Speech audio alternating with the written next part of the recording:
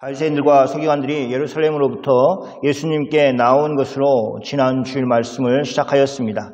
그들은 예수님의 제자들이 장로들의 전통을 어기고 씻지 않은 손으로 떡을 먹는 것에 대하여 예수님께 지적하였습니다. 스승인 예수님이 바르게 제자들을 가르치지 않았다는 것을 지적하면서 책망하기 위한 것이었습니다. 예수님은 그들의 지적에 대해서 수긍하고 앞으로는 잘 가르치겠다고 말씀하신 식으로 문제를 해결하지 않으셨습니다. 오히려 그들의 악함을 지적하셨습니다.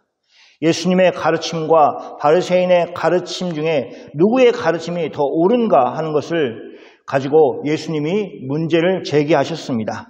예수님은 바리새인이 말한 하나님의 계명을 지키지 않아도 된다고 하는 그 말을 가지고 실제적인 예를 들어서 그들을 책망하였습니다. 그 당시에 유대인들 중에는 부모를 공경하라고 하는 하나님의 계명이 있음에도 불구하고 사람들의 전통을 따라서 그 계명을 지키지 않고 회피하고 부모를 공경하는 것을 하지 않는 일들이 빈번하게 벌어졌습니다. 그것은 부모를 공경하지 않을 뿐만 아니라 하나님을 섬기는 일도 하지 않으므로 그들은 하나님의 계명을 어기는 것이 되었습니다. 바리새인들의 가르침이 그런 결과를 가지고 왔습니다. 예수님은 무리를 불러 모으시고 입으로 들어가는 것이 사람을 더럽게 하는 것이 아니라 입에서 나오는 것이 사람을 더럽게 한다고 말씀하셨습니다. 예수님의 제자들은 그 말씀을 듣는 바리새인들을 염려하였습니다. 왜 예수님이 바리새인들의 그 심기를 건드리냐라는 것이었습니다. 그러나 예수님은 그들에게 마치 세례 요한이 그러하였듯이 회개하지 않는 그들을 향하여 심판의 메시지를 선언하셨습니다. 예수님은 무리들에게 또 바리새인들에게 비유로 말씀하셨기 때문에 나중에 베드로가 예수님께 따로 비유에 대해서 설명해 달라고 물었을 때 먼저 예수님은 제자들을 꾸짖으셨습니다. 너희가 아직까지 깨달음이 없느냐라고 말씀하셨습니다. 그것을 보면 예수님은 제자들에게 깨달아 알기를 바라신 것입니다. 지금도 마찬가지입니다. 우리가 성경을 읽고 기도를 하고 설교를 들으면서 예수님에 대해서 깨달아 알아가야 됩니다. 우리가 한번 넘어지고 또 똑같은 문제로 또 넘어지고 또 넘어지는 것은 우리에게 문제가 있는 것입니다. 한번 넘어졌을 때 내가 앞으로는 그런 식으로 행동하지 말아야지 라는 결단을 하고 돌이킴이 있는 것입니다. 예수님께서는 우리를 불러서 하나님 나라와 구원에 대해서 깊이 깨달아 알기를 원하십니다. 그래서 그 깨달음을 알도록 우리가 힘써야 합니다. 예수님은 입에서 나오는 것들이 마음에서 나오는 것이라고 말씀하셨습니다. 그리고 마음에서 나오는 것들이 사람을 더럽게 한다고 말씀하셨습니다. 사람의 마음에서 그런 더러운 것들이 나옵니다. 19절, 20절 말씀을 같이 보겠습니다. 마음에서 나오는 것은 악한 생각과 살인과 간음과 음란과 두역질과 거짓 증언과 비방이니 이런 것들이 사람을 더럽게 하는 것이요 씻지 않은 손으로 먹는 것은 사람을 더럽게 하지 못하느니라. 우리가 다 동의하는 악한 것들을 예수님이 열거하셨습니다. 이런 것들이 사람을 더럽게 하는 것이라고 말씀하셨습니다. 여기에서 예수님이 말씀하시는 더럽다는 것은 방이 더럽네, 옷이 더럽네 라는 의미는 아닙니다. 그보다는 하나님과의 관계에서 그렇습니다. 하나님이 받으시지 못할 상태라는 것을 말하는 것입니다. 하나님의 받는 의미로서의 더러움입니다. 이런 것들이 우리의 생활에 있는 것은 가슴 아픈 일입니다. 마음을 새롭게 해주시는 주님의 구원이 아직 본인에게 있지는 않는가 의심하고 또 회개하고 예수님께서 주시는 구원을 받아들이기 위해서 우리가 기도해야 합니다. 이런 마음 속에서 나오는 사람을 더럽게 하는 것을 우리가 우리 사람 스스로 조절할 수 있으면 얼마나 좋겠습니까? 그러나 그렇게 할 수 있다고 생각하는 사람들은 큰 착각에 빠진 것입니다. 성경은 우리가 그렇게 할 수 없다고 분명하게 말씀하십니다. 물건이 고장나면 그 물건을 어떻게 고칠 수 있습니까? 가장 좋은 방법은 그 물건을 만든 사람에게 고쳐달라는 것입니다. 만든 사람이 제일 그 물건을 잘 알기 때문입니다. 그런 것처럼 우리는 하나님이 우리를 지으신 것을 알고 믿기 때문에 하나님께서 우리를 고쳐주시기를 구해야 됩니다. 하나님의 손길 없이 고침을 받을 수 있다고 생각하는 사람이나 또 그것이 가능한 것처럼 가르치는 사람들은 다 잘못된 것입니다. 그럴 수 없습니다.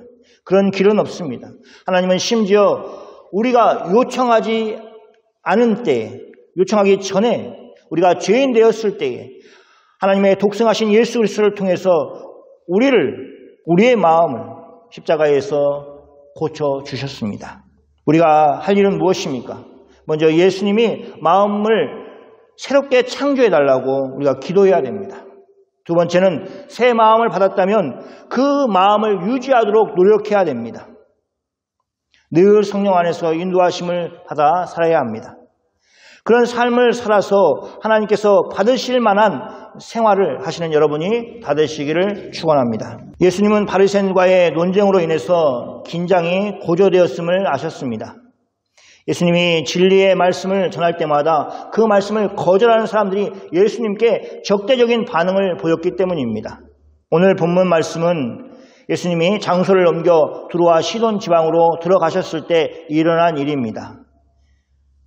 22절 말씀을 함께 읽겠습니다. 가나안 여자 하나가 그 지경에서 나와서 소리질러 이르되 주 다윗의 자손이여 나를 불쌍히 여기소서 내 딸이 흉악하게 귀신 들렸나이다 하되 가나안 여자 한 사람이 그 지방에서 나와서 외쳤습니다. 그 내용은 크게 세 가지입니다. 첫 번째는 예수님을 향하여서 주 다윗의 자손이여 라고 말하였습니다. 두 번째는 자신을 불쌍히 여겨달라는 것입니다. 세 번째는 자신의 딸이 흉악하게 귀신 들렸다는 것입니다. 이 여인이 예수님께 나오기 전에 이미 어느 정도의 사전 지식을 가지고 있는 것이 분명합니다. 이방인이면서도 예수님을 향하여 주 다윗의 자손이여 라고 말할 수 있었기 때문입니다. 예수님을 이처럼 부르는 것은 적어도 유대인들이 말하는 메시아를 생각하고 한 말입니다. 이미 예수님이 하신 일에 대한 소문이 널리 그리고 멀리 퍼져서 예수님이 메시아라고 생각하는 사람들마다 이 여인에게 그 소식을 전하였을 것입니다. 그래서 그 소식을 들으면서 내가 이분을 만나봐야겠다 하는 마음을 가졌을 것입니다. 예수님이 두로와 시돈 지방에 들어오셨다는 소식을 듣고 예수님께 나와서 이렇게 소리를 지른 것입니다. 두 번째는 이 여인이 자신을 불쌍히 여겨주실 것을 구하였습니다.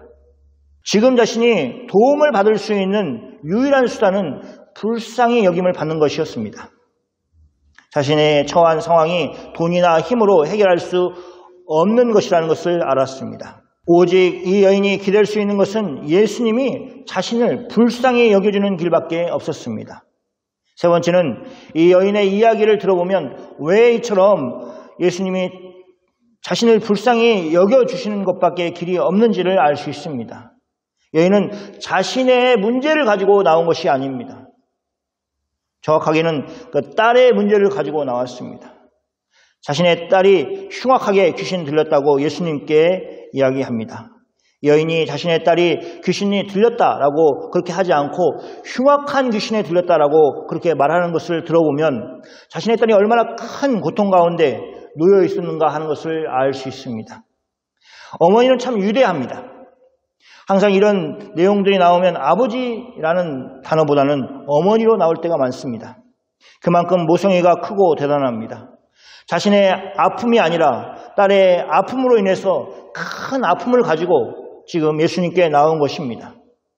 이 정도까지 가나안 여인이 예수님께 호소하지 않아도 예수님은 전에 보여주셨던 모습이라면 금방 고쳐주실 것이었습니다.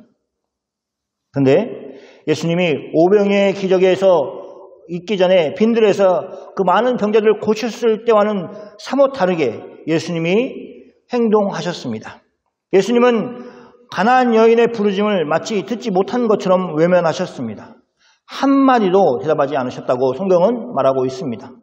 성경은 예수님이 한 말씀도 대답하지 아니하셨다고 말하면서 반대로 예수님이 한 말씀으로도 병자를 고칠 수 있는 능력을 가지고 있는 분이라는 것을 암시하고 있습니다. 예수님은 그 한 말씀까지도 하지 않으셨습니다. 예수님 옆에 있는 제자들이 오히려 다가와서 예수님께 청하였습니다. 제자들의 말을 그 여자가 우리 뒤에서 소리를 지르오니 그를 보내소서라고 얘기하고 있습니다. 이 말에는 고쳐달라고 하는 그 표현이 들어있지 않습니다. 그냥 보내십시오라고 얘기하고 있습니다. 가나안 여인이 예수님의 일행들을 계속해서 따라오면서 소리질러 자신의 간청을 말하고 있을 때에 제자들의 생각에는 예수님의 사역에 방해가 된다고 생각하였습니다. 마치 어린아이를 데리고 왔을 때 제자들이 어린아이들을 밀치는 것과 같은 모습일 것입니다. 그래서 제자들은 예수님이 어떤 조치를 이 여인에게 취하실 것을 원하였습니다. 어떤 것입니까? 그냥 보내십시오라고 얘기하고 있습니다. 그래서 소란이 그치기를 바라는 마음이 제자들의 마음이었습니다. 예수님이 제자들의 요청에 답변하십니다. 24절 말씀입니다. 같이 읽겠습니다. 예수께서 대답하여 이르시되 나는 이스라엘 집에 잃어버린 양 외에는 다른 데로 보내심을 받지 아니하였노라 하시니, 예수님의 말씀은 유대적인 배경을 가지고 있습니다. 예수님은 이스라엘 집에 잃어버린 양 외에는 다른 데로 보내심을 받지 아니하였다고 말씀하십니다. 여기는 두 가지 생각할 점이 있습니다. 첫째는 왜 이스라엘에 잃어버린 양이냐는 것입니다. 이스라엘의 양이 아니라 잃어버린 양을 위해서 오셨다는 것입니다. 이스라엘을 위해서 오셨다는 것이 아니라 이스라엘의 잃어버린 양을 위해서 오셨다고 성경은 얘기하고 있습니다. 이것은 예수님이 찾고 있는 사람들이 잃어버린 양이기 때문에 그렇습니다. 주인을 잃어버린 양은 혼자 힘으로 살 수 없습니다. 양은 목자 없는 양은 살 수가 없습니다. 맹수가 있습니다. 혼자서 살 수가 없는 것입니다. 그래서 잃어버린 양이라고 표현하고 있습니다. 목자의 도움이 없는 상태의 양은 처참합니다. 예수님이 그런 사람을 위해 오셨습니다. 이스라엘 집이라고 한 것은 이스라엘 나라를 두고 얘기한 것입니다. 그래서 혹시 이스라엘 나라가 있고 이스라엘 그 사람들이 있고 그 중에 어떤 사람들은 잃어버린 양이고 어떤 사람들은 안 잃어버린 양인가 이렇게 생각하시면 안 됩니다. 모두가 다 잃어버린 양입니다.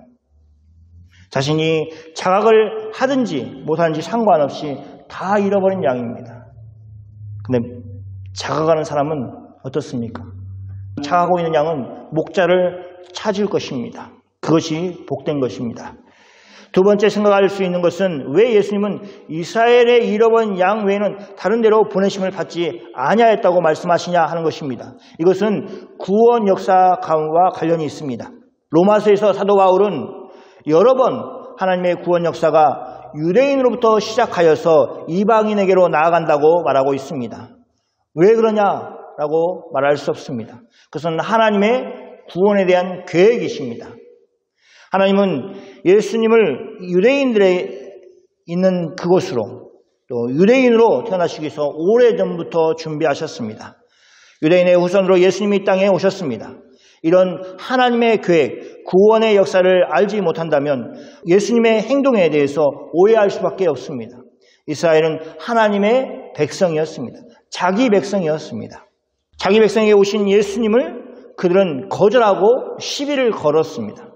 그런데 여기에 가나안 여자, 이방인으로서 어떻게 행동하고 있습니까? 예수님의 거절에도 불구하고 예수님께 더 가까이 나와서 아예 예수님 앞에 무릎을 꿇고 간청하였습니다. 주여, 저를 도우소서.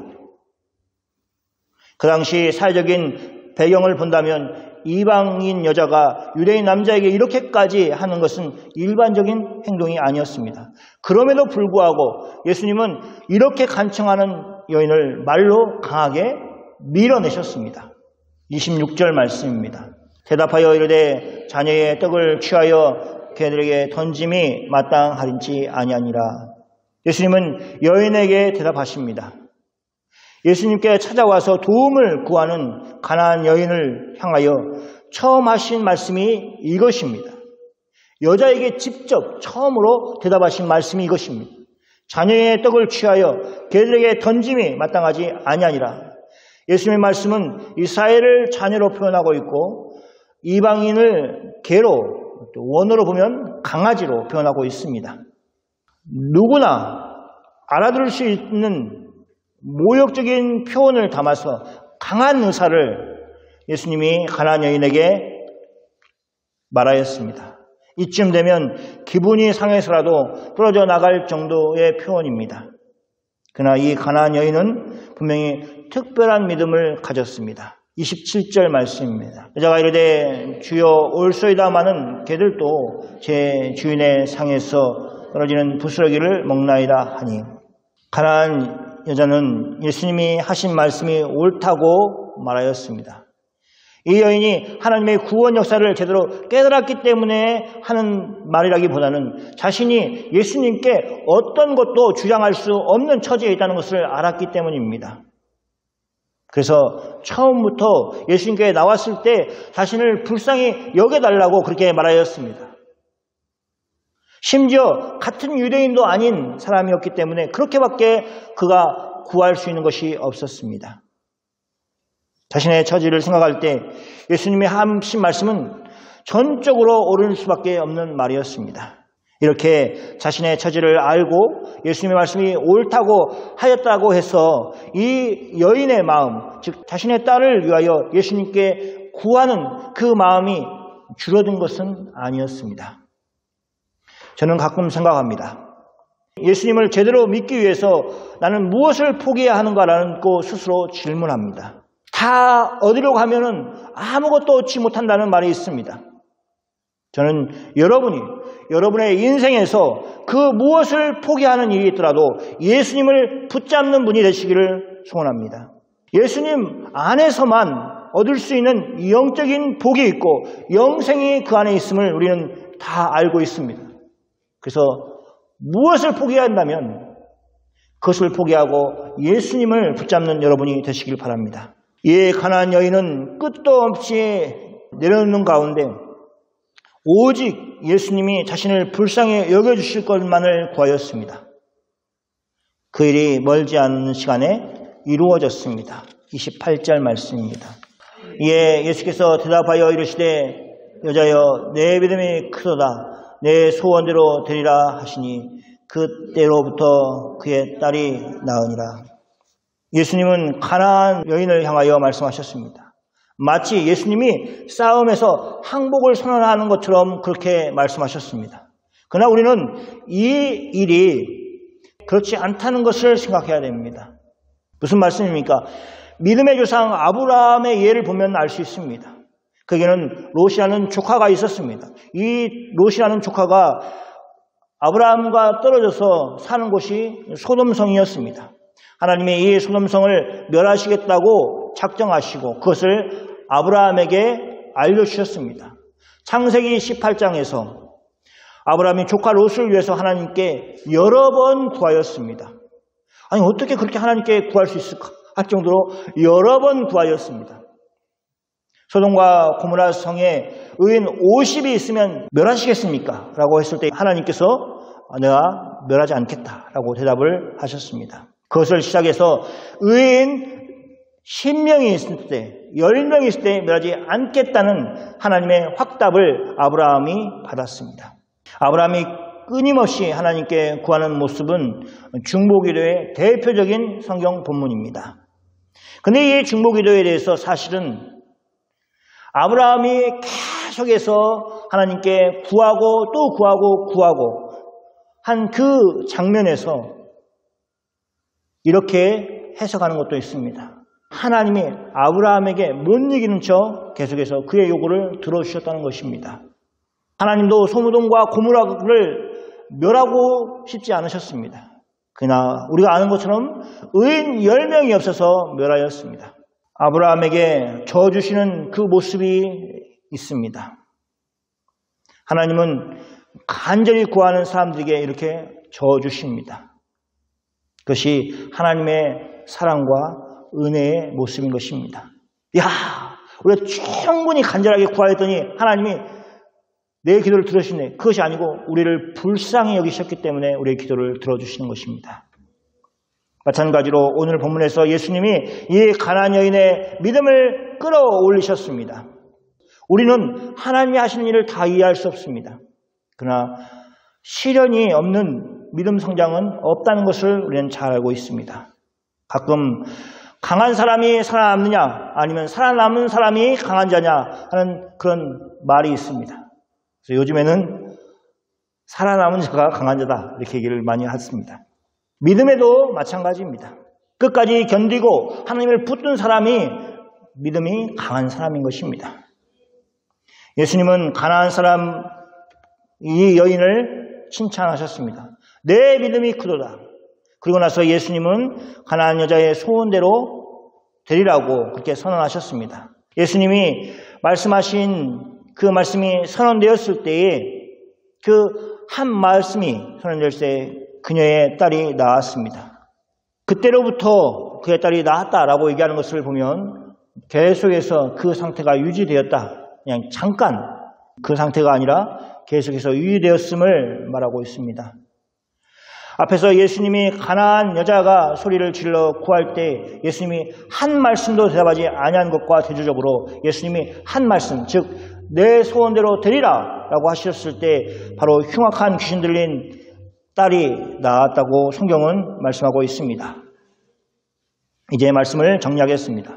마태복음 15장에서 예루살렘으로부터 예수님께 나온 바리새인들이 예수님의 제자들의 손을 씻지 아니하고 떡을 먹는 것에 대해서 지적하는 것으로 본문을 시작합니다. 이미 예수님에 대한 명성이 여러 지역으로 널리 퍼져 있었습니다. 그런데 예루살렘에서 내려온 바리새인들은 예수님께 무엇을 배우거나 또 고침을 받기 위해서 온 사람들이 아니었습니다. 그들은 예수님을 곤란하게 만들기 위한 생각으로 예수님을 찾아왔습니다. 예수님은 그들의 마음을 아셨습니다. 그래서 사람의 마음의 악함을 이야기하신 것입니다. 그들의 마음이 악하여서 선한 예수님을 비방하기 위하여 예수님을 살피려 온 것입니다. 그들의 마음으로부터 악한 것들이 나와서 그들을 하나님과의 관계를 이룰 수 없는 그 더러움 상태가 되었음을 예수님이 그들에게 또 사람들에게 고발하셨습니다. 그에 비해서 가나안 여인의 어떻습니까? 그는 신분으로 본다면 겉으로는 거룩하지 못한 이방인이었습니다. 그러나 이 가나안 여인의 마음속에는 다윗의 자손을 향한 간절함이 있습니다. 그 마음속에는 자신이 다른 것을 의지할 수 없고 오직 예수님이 자신을 불쌍히 여기는 것밖에 의지할 것이 없다는 것을 아는 겸손함이 있었습니다. 그리고 흉악한 자신의 딸, 귀신 들린 그 딸을 고쳐주실 분은 오직 예수님밖에 없는 믿음이 있었습니다. 그 믿음을 흔들게 만드는 예수님의 말씀 속에도 오히려 그 믿음이 더욱 굳건해졌다는 것을 보여주는 그런 모습을 가지고 있는 여인이었습니다. 이것이 바리새인과 다른 신앙의 자세였습니다. 여러분은 어떤 믿음을 가지고 있습니까? 바리새인처럼 자신을 포장하고 겉과 속이 다른 그런 이중적인 신앙생활을 하고 있지는 않습니까? 사람을 의식하고 하나님을 생각하지 못하고 그렇게 살고 있지는 않습니까? 예수님의 제자들이 보여주는 그 냉혹한 태도에 굴하지 않고 예수님만 바라보고 나아가는 이 가나안 여인의 신앙이 우리에게 필요합니다. 성도 여러분, 가나안 여자가 예수님의 말씀을 받아서 자신의 처지를 강아지로 표현하면서 예수님께 제 주인의 상에서 떨어지는 부스러기를 먹는다고 그렇게 표현하였습니다. 호소하였습니다. 그 당시 음식을 먹는 그 모습, 손으로 떡이나 우리 빵이나 이것을 떼는 것 때문에 부스러기가 생깁니다. 그 부스러기가 얼마나 크겠습니까? 말 그대로 부스러기입니다. 그러나 그것을 구하고 있습니다. 그런 부스러기 같은 은혜라도 예수님이 주시기를 구하였습니다. 그런데 예수님이 가나안 여인에게 어떻게 하셨습니까? 내 소원대로 되리라 라고 말씀하셨습니다. 여자의 소원을 온전히 들어주신 것입니다. 하나님은 우리를 부스러기를 주워 먹도록 부르신 것이 아니었습니다. 유대인이나 헬라인이나 구별함 없이 오직 예수 그리스도를 주로 고백하는 모든 사람에게 구원을 선물로 주셨습니다. 온전한 것을 주셨습니다. 우리를 아버지의 상의 자녀로 초대하셨습니다. 그것을 보여주는 방식이 우리가 할 성찬입니다. 성찬의식에서 우리는 아버지의 상의 초대를 받은 자녀로서 참여하는 것입니다. 성도는 가나안 여인의 간절함을 회복해야 됩니다. 오늘 본문에서 우리가 읽을 수 있는 이 여인의 간절함을 이 시대를 살고 있는 그리스도인들이 놓치고 있지는 않습니까? 은혜로운 하나님, 사랑이 많으신 하나님을 너무 익숙해져서 하나님이 우리에게 은혜로 주신 것들에 대해서 당연하게 생각하고 살아갈 때가 많지 않습니까? 부모는 어린 자녀를 위해서 자신의 식사가 아닌 아이의 식사를 챙겨줍니다. 아이가 밥을 잘 먹을 수 있도록 자신의 밥 먹는 것을 포기하면서까지도 그렇게 합니다. 그것이 세상의 이치가 그렇습니다. 그런데 그 아이가 장성하면 그것은 당연한 것이 아니고 이제는 자녀가 스스로 먹어야 되고 또 어떻게 합니까? 더 나이가 들면 어떻게 해요? 자녀가 나이 든 부모를 챙기게 되어 있습니다. 그런데 우리는 하늘에 계신 아버지로부터 은혜를 받은 사람들입니다. 그러니 하나님께 감사한 마음을 가지고 살아야 됩니다. 하나님이 우리를 불쌍히 여겨서 우리에게 주신 것이고 우리가 값을 지불할 수 있는 능력이 없기 때문에 거저 주신 것이라는 것을 마음속으로 알고 겸손하게 살아야 합니다. 세상 가운데서 이렇게 사는 것은 어렵습니다. 세상은 늘 자기를 알려야 되고 자기의 잘남을 자랑해야 되기 때문에 그렇습니다. 그래서 오늘 본문 말씀에 나오는 이 한 가나안 여인이 바로 다른 사람이 아니라 자기 자신이라는 것을 늘 깨닫고 늘 묵상하면서 살아야 합니다. 다른 사람 얘기하는 것이 아닙니다. 우리가 바로 이 처지에 놓여 있는 것입니다. 우리가 그 사람입니다. 그렇게 살 때 우리는 눈을 들어 예수님을 볼 것입니다. 하늘 보좌 우편에서 여전히 중보의 기도를 해주시고 계십니다. 예수님은 항상 풍성함으로 역사해 주십니다. 믿음의 성도는 늘 하나님이 풍성하게 공급해 주시는 것을 누리면서 삽니다. 그 믿음을 우리 모두가 소유하기를 소원합니다. 예수님은 가나안 여인의 요청을 들어주셨습니다. 구원의 역사 가운데 잠시 뒤에 서 있던 이방인에게도 예수님의 구원하심이 활짝 열리게 되었다고 사도 바울이 선언하였습니다. 우리가 그 시대를 살고 있습니다. 여러분의 삶 속에 그 은혜가 풍성하게 역사되는 것을 여러분이 복음 안에서 누리시기를 축원합니다. 아멘. 같이 기도하는 시간을 갖겠습니다.